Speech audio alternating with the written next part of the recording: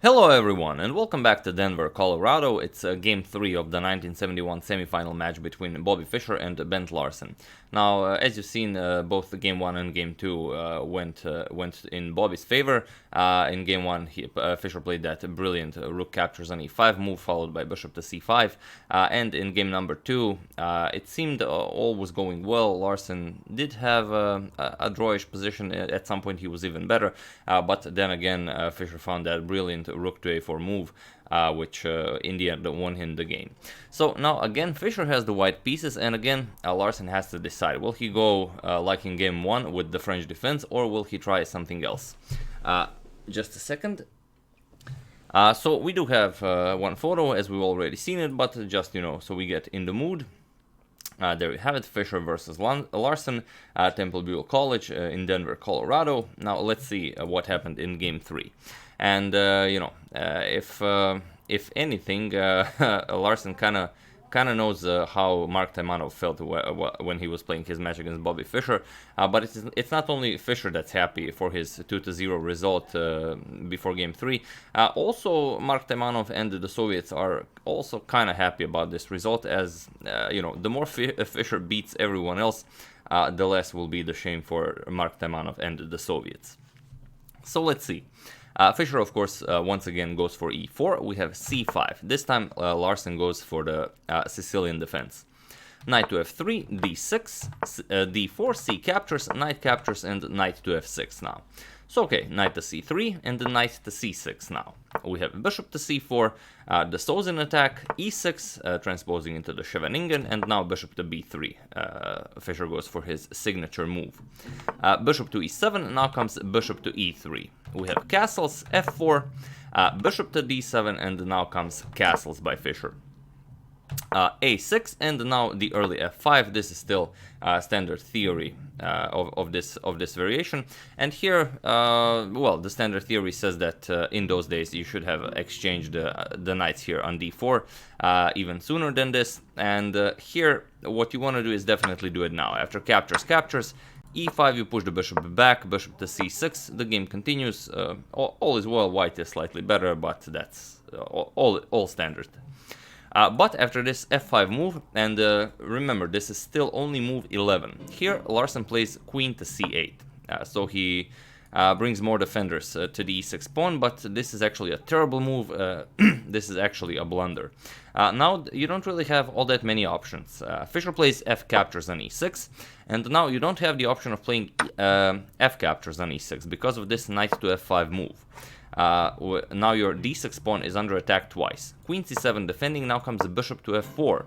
Again, with a triple attack against the d6 pawn. You can't push f5 because the pawn is pinned here. So what do? Queen b6 check, king moves, and here pretty much everyone agrees that this position would be winning for white, because the advantage is simply too vast. King h8. You have to unpin, but now simply knight captures, and here you grab the pawn, bishop captures on d6. Queen captures probably is also possible, but bishop captures is a bit stronger. So here you grab a pawn, your position is much better, and well, everyone in those days agreed that this would have been winning, and of course today. So after f captures on e6, bishop captures on e6 was played by Larsen, but now this again loses. But it wasn't all that clear at the time the game was played how it loses. Fischer played knight captures on e6, you have f captures on e6, and now it's very interesting. This is only move 13. Larsen Fischer now has to make move 14, and already it seems like a wonderful position for black. You have your knights are nicely developed, your bishop is occupying the nice e7 square, you have a very nice center here, and your rooks are here where they should be. You have a semi-open file for the rook. So it seems like black is perfectly fine here, but as in game 2 and also as in game 1, there is one move that Larsen overlooked. Feel free to pause the video here and find the only move Fischer can play to push for advantage here. So I'll give it a couple of seconds for you to decide whether you want to do it or not. For those of you who were able to do it, congratulations. You are really an excellent player finding these Fischer moves. Here Fischer played knight to a4, and it seems like a really odd move. Why would you play knight to a4, bringing the knight over to the edge of the board? Everyone knows that the knight on the rim is grim. but it's actually a beautiful move. The threat is knight to b6. If knight comes to b6, then of course you will lose the exchange here, and there isn't all that much you can do here. You can't move the queen, because the queen has to keep defending the e6 pawn as the bishop is attacking it. Also, the pawn is pinned. One thing you can do, and the only thing you can do, is move the rook, which was played in the game, rook to b8. But Fischer plays knight to b6 all the same. Now the problem for Larsen is that the knight is attacking the queen, but also guarding the d7 square. So the queen is out of squares where she can guard the e6 pawn. So queen to e8 was played by Larsen, and here Fischer simply captured the pawn. Bishop captures on e6 with check. King h8, and now bishop to f5. Fischer has the bishop pair, his knight is beautifully placed on b6. He's up a pawn, so everything goes in his favor, and he's already in the lead 2 points in this match. So this is truly these are dark times for Bent Larsen. But okay, knight e5. We have queen to d4. Now this beautiful centralizing move with the queen as well. Queen to h5, and here comes knight to d5. Here Fischer wants to exchange some pieces, he's up material, and here if you play something like knight e to g4 with ideas of giving up some material for this queen captures on h2, it doesn't really make all that much sense. Bishop to f4 simply defends everything, and now you have to exchange, and all is well. All is well for white here. So after knight d5, Larsen played knight captures on d5, we have queen captures on d5, and now queen to e2. Attacking the bishop here, pressuring the c2 pawn. So what do you do here? First, Fischer could definitely move this bishop to d4. d4 is an excellent square for the bishop. But first, Fischer plays bishop to a7. He wants to try and get this rook to come to a8 to attack the bishop, where he can either capture the b7 pawn or only now retreat it to d4. But first he wanted to bring Larsen's rook to a less active square. So okay, after bishop to a7, a rook b to e8 was played by Larsen, and now comes rook to f2. Fischer doesn't want to capture on b7 and allow queen captures on c2. First he kicks away the queen and doesn't allow the queen to capture on c2. We have queen to b5, and now c3. Again, Fischer has a better position, he's up in material. He plays c3, now the rook is guarding the b2 pawn, and he offers a trade of queens. Bishop to h4, and now the simple g3, kicking the bishop back. Fischer still only improves his position. Queen captures, pawn captures, the queens get traded off, and now bishop back to f6, and now rook a to f1, doubling up rooks on the f file. Knight to c4, and now comes bishop to e6, closing down the e file. Rook to a8, attacking Fischer's bishop. Bishop to d4. Fischer even doesn't mind doubling up his d-pawns, as he's very confident in his technique to win this. Bishop captures, pawn captures, and now rook captures on f2. Rook captures and b5. King to f1. Fischer starts bringing his king into the game. g6, and now b3, kicking the knight back. And now you have a problem here.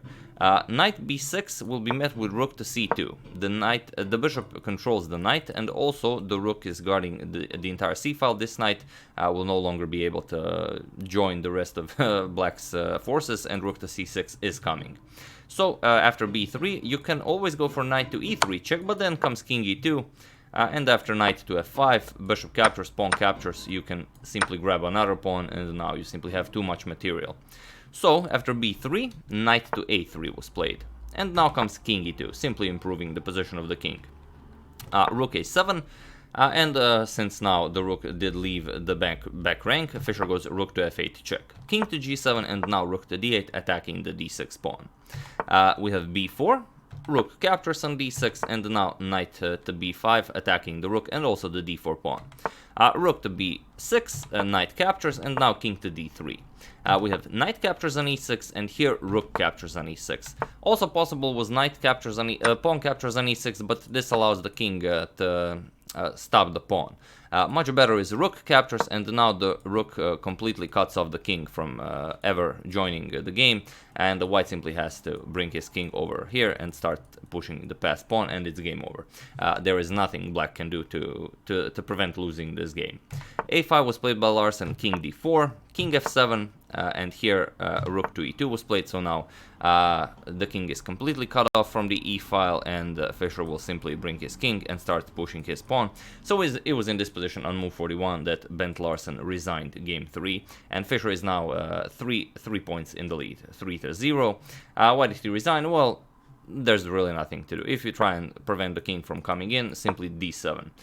Rook d7 blocking, king comes to d5. Rook d8, king comes to c6, rook c8 check.